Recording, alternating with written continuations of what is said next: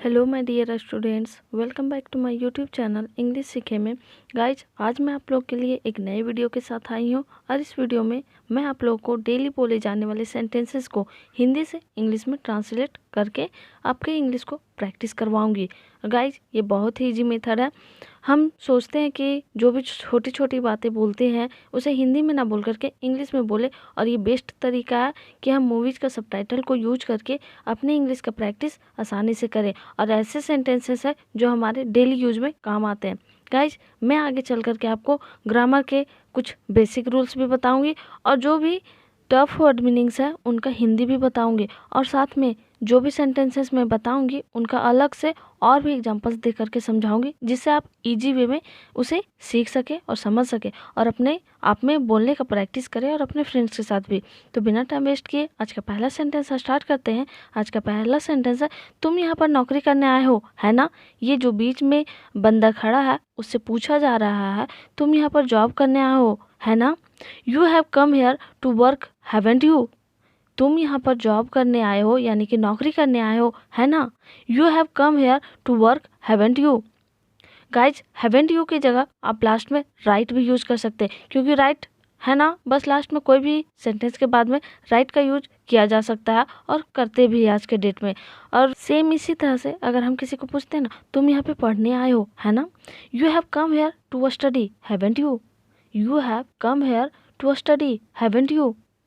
हाँ, मैं यहाँ नौकरी की तलाश में आया हूँ। Yes, I have come here only in search of job. Guys, have के साथ हमेशा भी3 लगता है, यानी कि एक्शन 3। तो यहाँ पे कम का भी1 होता है कम, कम का भी2 होता है केम, कम का भी3 होता है कम, कम का भी4 होता है कमिंग एंड भी5 होता है कम्स। तो यहाँ पे भी3 लगा हुआ है, यानी कि पास्ट परफेक्ट टेंस में है, तो इसमें हैव कम लगा हुआ है। हाँ, मैं यहाँ नौकरी की तलाश में आया हूँ। Yes, I have come here only in search of job. इसी तरह हम बोल सकते हैं, हाँ मैं यहाँ सिर्फ पढ़ने के लिए आया हूँ। Yes, I have come here only to study, या फिर ओनली फॉर स्टडिंग। गाइज, 4 के बाद हमेशा भी4 यानी कि एक्शन 4 यूज होता है और 2 के बाद हमेशा एक्शन 1 यूज होता है। गाइज, ग्रामर का एक और बेसिक रूल है कि आप अगर यूज करते हैं 4 को तो ये नॉन के लिए यूज होता है, 2 किसी भी एक्शन के लिए यूज होता है। जैसे कि बोलते हैं ना, हम मैं तुम्हारे लिए इंतजार करूंगा, I will wait for you, I will wait for you. जैसे एक और एग्जांपल लिख सकते हैं, मैं पढ़ने के लिए जा रहा हूँ, I am going to study, not I am going for studying. क्या आपके पास मेरे लायक कोई काम है। Do you have a job worth me. Do you have a job worth me, यानी कि वर्थ का हिंदी होता है लायक, किसी चीज़ के काबिल या लायक, उसी को बोलते हैं। क्या आपके पास मेरे लायक कोई काम है जिसे मैं कर सकता हूँ। उस जो चीज़ करना चाहेंगे, यानी कि जो चीज़ करने के लायक होंगे आप वही ना बोलेंगे। वैसे ही हम बोलते हैं ना, क्या आपके पास मेरे लायक कोई काम है। Do you have a job worth me. अगर हम कभी किसी शॉप में जाते हैं और हमें अपने फिटिंग का ड्रेस चाहिए, दैट टाइम हम बोलते हैं ना, क्या आपके पास मेरे लायक कोई कपड़ा है। Do you have any cloth worth me. Do you have any cloth worth me. मेरे पास एक काम है लेकिन तुम कर पाओगे तो नहीं, यानी कि ये बोल रहा है मेरे पास काम है लेकिन तुम इसे कर नहीं सकते हो या कर नहीं पाओगे। तो ये हिंदी में लास्ट में थोड़ा सा करोगे, ये गलत टाइपिंग हो गया है, नहीं इसको माइंड करना। मैं ये बोल रही हूँ, मेरे पास एक काम तो है लेकिन तुम इसे कर पाओगे तो नहीं। I have a job but you will be able to do it, then won't you. I have a job but you will be able to do it, then won't you. मैं उस काम को कर लूँगा अगर आप मुझे काम देंगे। ये बोल रहा है, मैं उस काम को कर लूँगा अगर आप मुझे वो काम देंगे, वह काम देंगे या उस काम को दीजिएगा तो मैं वो काम कर लूँगा। ऑब्वियस सी बात है, अगर किसी को काम करने का मौका दिया जाए तब वो कर सकता है। दैट टाइम इस तरह से ये बोल सकते हैं, I will do that work if you give me work. अगर तुम मुझे या फिर तुम मुझे काम दोगे तो मैं कर लूँगा, या फिर आप मुझे काम दीजिएगा तो मैं कर लूँगा। I will do that work if you give me. ऐसा ही एक और एग्जाम्पल ले सकते हैं, मैं आम खा लूँगा अगर तुम मुझे दोगे। I will eat mango if you will give me. I will eat mango, I will eat mango if you will give me. मुझे अपने लिए एक बॉडीगार्ड की ज़रूरत है। ये बोल रहा है मुझे अपने लिए, मुझे खुद के लिए एक बॉडीगार्ड की ज़रूरत है। I need a bodyguard for my self. I need a bodyguard for my self. अगर हम इसी को किसी और के लिए बोलते हैं, जैसे कि राम के बारे में बोलते हैं, राम को एक बॉडीगार्ड की ज़रूरत है। Ram needs a bodyguard. Ram needs a bodyguard. Guys यहाँ पे राम के बाद हम नीड्स का यूज कर रहे हैं। नीड्स इसलिए यूज कर रहे हैं क्योंकि राम सिंगुलर है और सिंगुलर के लिए V5 हमेशा यूज होता है। वह V5 मतलब एक्शन 5 वर्ब 5। तो यहाँ पे नीड को नीड्स में चेंज किया गया है। Ram needs a bodyguard. यहाँ पे आई need a bodyguard for my self. मुझे खुद के लिए एक बॉडीगार्ड की ज़रूरत है या मुझे एक बॉडीगार्ड की ज़रूरत है। I need a bodyguard. लेकिन तुम्हारा शरीर बॉडीगार्ड बनने के लायक नहीं है। But your body is not fit to be a bodyguard. But your body is not fit to be a bodyguard. लेकिन तुम्हारा शरीर बॉडीगार्ड बनने के लायक नहीं है। But your body is not fit to be a bodyguard. क्यों? क्योंकि इसका बॉडी पतला है। बिकॉज ऐसे बोल सकते हैं, your body is not fit to be a bodyguard because your body is thin. तुम्हारा शरीर पतला है। यू आर थीन, तुम पतले हो। इस तरह से बोल सकते हैं। कृपया मुझे सिर्फ एक मौका दे दीजिए। Please give me just one chance. Please give me just one chance. हम बोलते हैं ना, जब कोई हमें बहुत मौके दे लेकिन काम नहीं हो पाता है, फिर भी बोलते हैं बस एक मौका दे दीजिए, सिर्फ एक मौका, बस एक मौका। वो लास्ट चांस होता है। दैट हम बोलते हैं ना, please give me just one chance. Please give me just one chance. या फिर अगर बोलते हैं श्याम के लिए कि श्याम को एक मौका दे दीजिए, प्लीज़ कृपया श्याम को एक मौका दे दीजिए। Please give a chance to Shyam. Please give a chance to Shyam. मैं तुम्हें यह काम दे करके कोई रिस्क नहीं लेना चाहता हूँ। I don't want to take any risk by giving you this job. मैं तुम्हें यह काम दे करके कोई रिस्क नहीं लेना चाहता हूँ। I don't want to take any risk by giving you this job. ये प्रेजेंट इंडेफिनिट टेंस का सेंटेंस है जिसमें ये बोल रहा है मैं तुम्हें यह काम दे करके कोई रिस्क नहीं लेना चाहता हूँ। I don't want to take any risk by giving you this job. और अगर हम किसी को मान लीजिए हमारा कोई बाइक मांग रहा हो या स्कूटी मांग रहा हो, दैट टाइम हम बोलते हैं ना, मैं तुम्हें अपना स्कूटी दे करके रिस्क नहीं लेना चाहता हूँ। I don't want to take risk by giving you my scooty या माई बाइक। आप लोगों ने मुझे बहुत ही ज़्यादा निराश कर दिया है। यहाँ पे इसको दिया है, दी है, इसे आप चुका है, चुकी के फॉर्म में आप इसे अपने माइंड में घुमा करके देखिए। ये पास्ट परफेक्ट टेंस के फॉर्म में आएगा। तो इसे आप चुका है, चुकी है, दिया है, दी है, ये सब इसमें हैव का यूज होता है। इसमें ऐसा ही बोल रहा है, you guys have disappointed me a lot. You guys have disappointed me a lot. Disappointed का मतलब होता है किसी को निराश करना या फिर निराश होना। और डिसअपॉइंट मतलब होता है निराश होना। ऐसा ही एक और एग्जांपल ले सकते हैं, जैसे कि मैं तुम लोगों के बिहेवियर से, तुम लोगों के बर्ताव से बहुत ही ज़्यादा निराश हूँ। I am disappointed a lot due to your behaviour. Due to your behaviour, तुम्हारे बर्ताव से, तुम्हारे बिहेवियर से। Due to your behaviour. I am disappointed a lot due to your behaviour. सुनो, क्या तुम्हें पता है? Listen, do you know. सुनो, क्या तुम्हें पता है? Listen, do you know. ऐसे बोलते हैं ना, सडनली कोई बात स्कैर्ड रहते हैं, उस टाइम डरे हुए। सुनो, क्या तुम्हें पता है? Listen, do you no. या फिर जब ऐसे ही अचानक किसी से कुछ पूछते हैं, तुम्हें पता है क्या? क्या तुम्हें पता है? Do you no. Do you no. क्या तुम्हें पता है? Do you no. जिस लड़के को तुमने नौकरी नहीं दिया, जिस लड़के को तुमने नौकरी नहीं दिया, वह रो रहा था। वह रो रहा था। The boy whom you did not give a job, the boy whom you did not give a job was crying, was crying। Guys यहाँ पे ग्रामर का बेसिक रूल है कि आप यहाँ पे डिड का यूज कर रहे हैं, यानी कि प्रेजेंट पास्ट टेंस का है। तो इसमें अगर डिड का यूज करते हैं तो ये वाज ही यूज होगा यहाँ पे। फिर मतलब ये प्रेजेंट कंटिन्यूअस टेंस ही यूज होगा। ये बोल रही है जिस लड़के को तुमने नौकरी नहीं दिया, the boy whom you didn't या did not give a job. Guys यहाँ पे डिड नॉट को आजकल डिडंट भी पढ़ते हैं, तो डिडंट बोलने से ज़्यादा सूटेबल होता है, इससे हमारा जो फ्लुएंसी होता है वो बढ़ता है। तो इस तरह से आप बोल सकते हैं डिड नॉट को डिडंट। वह रो रहा था, यानी कि ही वॉज क्राइंग। यहाँ पे ही लगाने की ज़रूरत नहीं है, वॉज क्राइंग यहाँ से पता चल जा रहा है पहला सेंटेंस से कि क्या बोलना चाह रहे हैं। The boy whom you did not give a job was crying. मुझे लगता है कि उसे इस जॉब की बहुत ही ज़्यादा ज़रूरत है। I think he really needs this job. I think he really needs this job. Guys really का यहाँ पे यूज होता है, सबको पता है, सच के लिए, यानी कि क्या सच में, इज रियली, बट यहाँ पे यूज हुआ है ज़्यादा के लिए, यानी कि बहुत ज़्यादा ज़रूरी होता है ना, उस टाइम के लिए यूज हो रहा, उस चीज़ के लिए यूज हो रहा है। मुझे लगता है कि उसे इस जॉब की, इस नौकरी की बहुत ही ज़्यादा ज़रूरत है। I think he really needs this job. I think he really needs this job.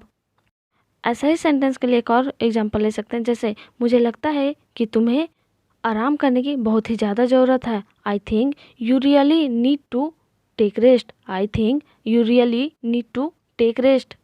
मुझे लगता है कि उसे इस जॉब की बहुत ही ज़्यादा ज़रूरत है। I think he really needs this job. हमें उस लड़के की मदद ज़रूर करनी चाहिए। We must help that boy. Guys यहाँ पे मस्ट का यूज इसलिए किया क्योंकि बहुत ही ज़्यादा ज़रूरी होता है ना, हमें किसी चीज़ के लिए ज़रूरी करना होता है, दैट हम ज़रूरत, बहुत ज़्यादा ज़रूरी वर्क होता है, दैट हम मस्ट का यूज करते हैं। हमें उस लड़के की मदद करनी चाहिए। We must help that boy. We must help that boy. या फिर अगर हम बोलते हैं ना, हमें गरीबों की मदद ज़रूर करनी चाहिए। We must help the poor. We must help the poor. क्यों? क्योंकि वो हेल्पलेस है, यानी कि because they are helpless, because they are helpless. We must help the poors. We must help that boy. हमें उस लड़की की मदद करनी जरूर चाहिए। We must help that boy. ठीक है, ओके या ऑल राइट, यहाँ पे ओके या ऑल राइट यूज कर सकते हैं, या फिर वेल का यूज कर सकते हैं।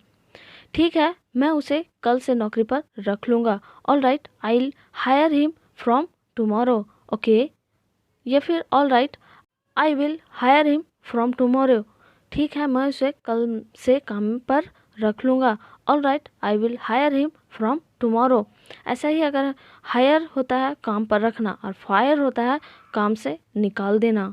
आपने बहुत टाइम सुना होगा, जैसे बॉस बोलते हैं ना अपने स्टाफ से, मैं तुम्हें जॉब से निकाल दूंगा। I will fire you from job. I will fire you from the job. I will fire you from the job. ठीक है, मैं उसे कल से काम पर रख लूँगा। All right, I will hire him from tomorrow.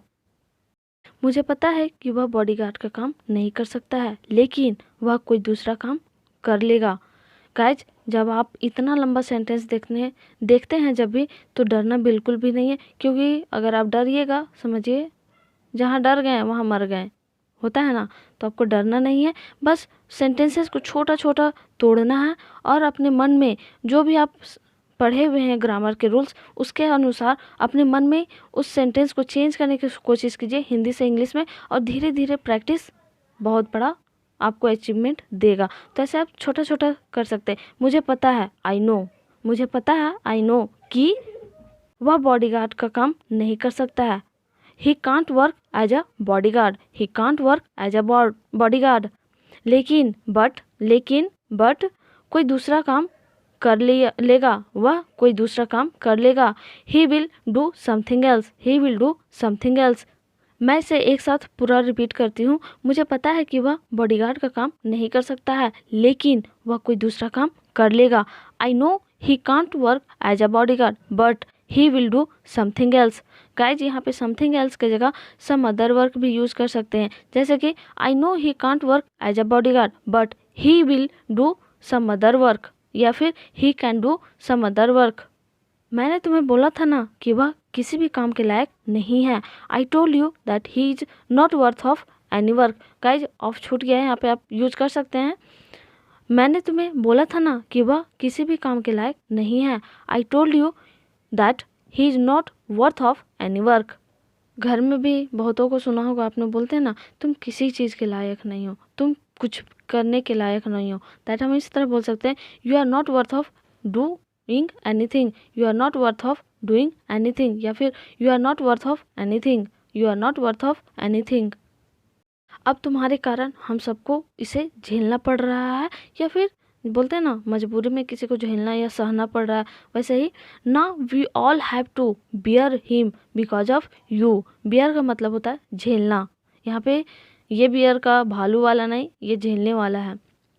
ढोना पड़ रहा है या फिर झेलना पड़ रहा है, मीनिंग एक ही निकलता है, हिंदी अलग है, सेंस एक ही है।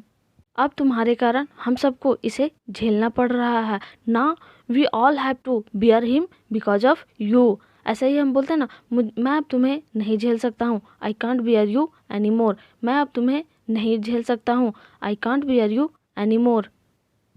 या फिर ऐसे बोलते हैं ना, मैं उस लड़के को या फिर उस लड़की को नहीं झेल सकता, I can't bear that boy या फिर that girl. I can't bear that girl, I can't bear that boy. तो इसमें मेरी क्या गलती है? So what is my fault in this. So what is my fault in this, ऐसे ही हम बोलते हैं ना, इसमें तुम्हारी क्या गलती है? So what is your fault in this. So what is your fault in this. या फिर इसमें श्याम की क्या गलती है? So what is Shyam's fault in this. So what is Shyam's fault in this.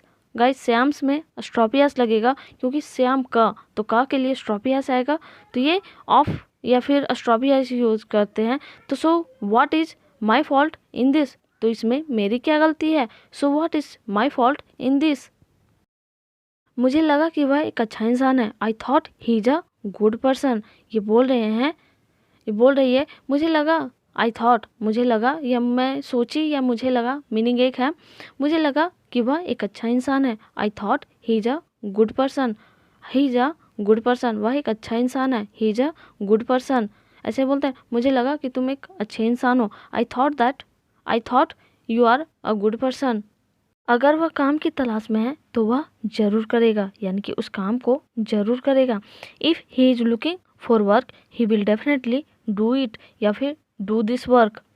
Guys यहाँ पे यूज कर सकते हैं मतलब इस तरह से भी बोल सकते हैं, if he is searching for a work, यानी कि किसी काम की तलाश में है या फिर किसी काम को तलाश कर रहा है या सर्च कर रहा है, एक ही चीज़ है।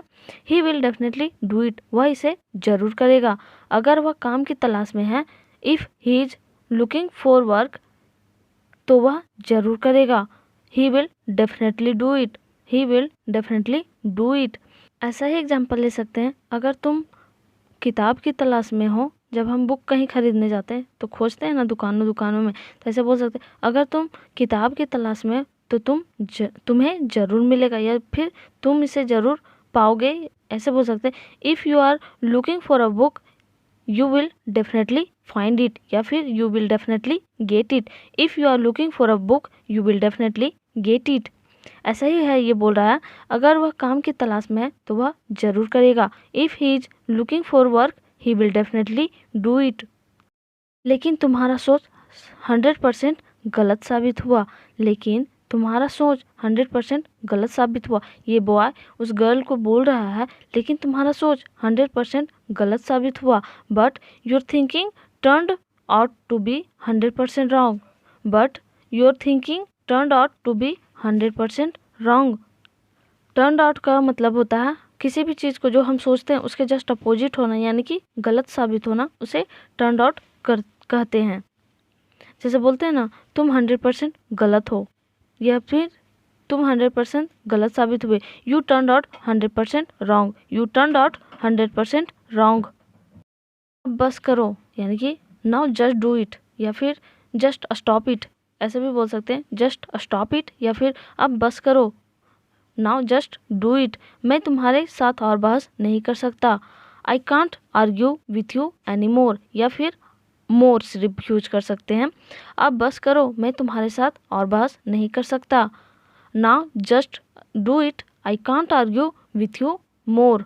सही एग्जाम्पल ले सकते, अगर हम किसी को पैसा देते जा रहे हैं और जब बहुत ज़्यादा हो जाता है, दैट हम बोलते हैं अब बस करो, मैं तुम्हें ज़्यादा पैसा नहीं दे सकता, नाउ स्टॉप इट, या फिर now just do it, I can't give you money any more, I can't give you money any more. अब बस करो, मैं तुम्हें ज़्यादा पैसा नहीं दे सकता, just stop it, I can't give you money any more. ऐसे ही बोल रहा है, अब बस करो, मैं तुम्हारे साथ और बहस नहीं कर सकता, now just do it, I can't argue with you any more. मुझे भी बहस करने का कोई शौक नहीं है। I also have no interest in arguing. Guys यहाँ पे इन में भी यूज हो सकता है। इस तरह से बोलते हैं ना, मुझे भी बहस करने में, या फिर मुझे भी बहस करने में कोई शौक नहीं है, तो I also have no interest in arguing. ऐसे भी बोल सकते हैं, मुझे बहस करने का या करने में, दोनों का मीनिंग एक ही निकलता है। ऐसे बोलते हैं ना, मुझे तुमसे बात करने में कोई शौक नहीं है, तो ऐसे बोल सकते हैं। शौक का मतलब होता है इंटरेस्ट, यानी कि अपने मन को, मतलब मन जो करता है वो। I also have no interest to talk you, या फिर in talking you. Guys grammar का एक बेसिक रूल यहाँ पे ये है कि अगर हम बोलते हैं ना बहस करने में या बहस करने का, तो यहाँ पे हमेशा इन यूज होगा और इन के बाद हमेशा बिफोर, एक्शन 4। ठीक है, अब जो मन में आए वो करो। Okay now do what ever comes in your mind. Guys यहाँ पे ऐसे बोलते हैं ना, ठीक है अब जो करो, जो भी करना है करो, तुम्हारे मन में जो आता है वो करो। ठीक, okay do what ever comes in your mind. मुझे तुमसे कोई मतलब नहीं है। I don't mean anything to you. मुझे तुमसे कोई मतलब नहीं है। I don't mean anything to you. ऐसे आप पूरा सेंटेंस को इस तरह से पढ़ सकते हैं। ठीक है, अब जो मन में आए वो करो, मुझे तुमसे कोई मतलब नहीं है। Okay now do what ever comes in your mind. I don't mean anything to you. Okay now do what ever comes in your mind. I don't mean anything to you. ऐसा ही अदर एग्जाम्पल ले सकते हैं। बोलते हैं ना, तुम्हें जो भी मन करता है वो करो, या तुम जो चाहते हो वो करो। ऐसे बोल सकते हैं। Okay do what ever you want to do. Okay you do, तुम करो जो भी तुम चाहते हो। What ever you want to do, मुझे तुमसे कोई मतलब नहीं। I don't mean anything to you. या फिर बोलते हैं, मुझे उससे कोई मतलब नहीं है। I don't mean anything to her या to him. Okay now do what ever comes in your mind. I don't mean anything to you. Guys I hope ये वीडियो आप लोग के लिए काफ़ी हेल्पफुल रहा। सो इस वीडियो को आप अपने फ्रेंड्स के साथ, अपने रिलेटिव्स के साथ, जिसके भी साथ शेयर करना चाहते हैं उन लोगों के साथ शेयर कीजिए, क्योंकि आप जितना शेयर कीजिएगा मुझे आप उतना ही हेल्प कीजिएगा। So I need your support and keep supporting and keep learning and keep growing with English सीखे। सो गाइज इसे आप अपने फ्रेंड्स के साथ भी ज़रूर बोलिए, ताकि ये हमेशा आपके प्रैक्टिस में रहे, ये आपके टंग में बैठ जाए। Thanks for watching my video. Thank you. Guys, like, share and comment on my videos and subscribe my YouTube channel English Seekhe and be a family of English Seekhe. Thank you.